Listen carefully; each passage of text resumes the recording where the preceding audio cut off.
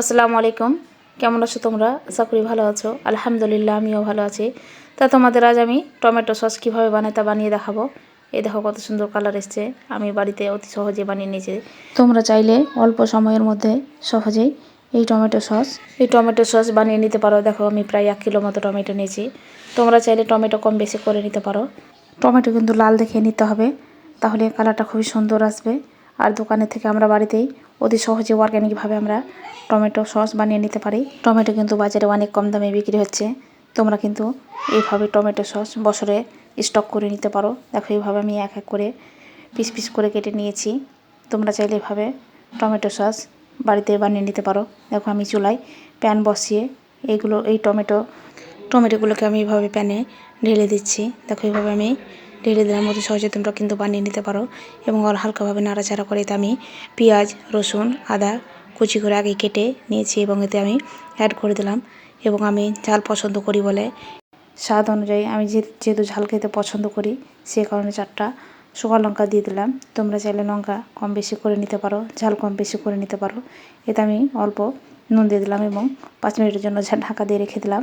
এভাবে দেখো আমি ঢাকা দিয়ে আবার আমি ঢাকা উঠিয়ে নিচ্ছি। দেখো আমার অনেকটাই এই টমেটো সিদ্ধ হয়ে এসেছে।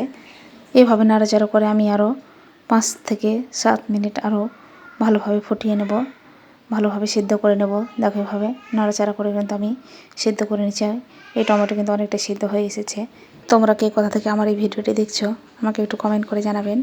ভিডিওটি ভালো লাগলেও কমেন্ট করবেন, ভালো না লাগলেও কমেন্ট করে জানাবেন, যাতে এর পরবর্তীতে আমি আরও ভালো ভালো ভিডিও দিতে পারি। দেখো আমার এই টমেটো সস কিন্তু আমি নামিয়ে নিয়েছি এবং ব্লেন্ডার মেশিন এগুলোকে আমি এক এক করে দিয়ে দিচ্ছি। এভাবে আমি ব্লেন্ডার মেশিনে দিয়ে ব্লেন্ড করে নিচ্ছি। দেখো আমার এগুলো ব্লেন্ড করা হয়ে গেছে। এবার আমি এক ছাঁকনির সাহায্যে এভাবে টমেটো সসগুলো আমি ছেঁকে নিচ্ছি। এগুলো কিন্তু ভালোভাবে ছেঁকে নিতে হবে, যাতে কোনো দলা বা গোটা ভাব না থাকে, নাহলে সসটা কিন্তু খুব একটা ভালো আসবে না। দেখো আমি এগুলো আমার ছাঁকা হয়ে গেছে। দেখে এই টমেটো সসটা কত সুন্দরভাবে এসছে, কোনো দলা পাকাও কিছুই নেই। এবার এগুলো আমি আবার প্যানে ঢেলে দিলাম। এগুলো আবার আমি ভালোভাবে ফুটিয়ে জল দিয়ে নেব। এতে ভিনিগার দিলে অনেক দিন কিন্তু ভালো থাকে টমেটো সসটা। ভিনিগার না থাকার কারণে আমি এতে লেবু আর একটু ময়দা দিয়ে ভালোভাবে গুলে এই টমেটো সসে আমি এইভাবে দিয়ে দিচ্ছি। তাহলে এই টমেটো সস অনেক দিন স্টকভাবে ভালোভাবে থাকবে। এবং আমি ঝাল পছন্দ করি বলে এতে আমি 1 চামচ লঙ্কা গুঁড়ো দিয়ে দিলাম। এতে অল্প নুন দিয়ে দিয়েছি। আবার এভাবে নাড়াচাড়া করে নিচ্ছি। এতে কিন্তু আবার আমি হাফ চা চামচ চিনি অ্যাড করে দিচ্ছি। স্বাদটা দ্বিগুণ আসার কারণে তোমরা চাইলে চিনি অ্যাড করতে পারো বা না অ্যাড করতে পারো, কিন্তু আমি চিনি অ্যাড করে দিলাম।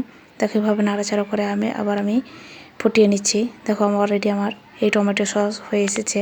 দেখো তা আমি তোমাদের সার্ভ করে দেখাচ্ছি। তোমরা অবশ্যই এই টমেটো সস একবার বাড়িতে বানিয়ে দেখতে পারো, ট্রাই করতে পারো। খুব সহজেই বানানো যায়।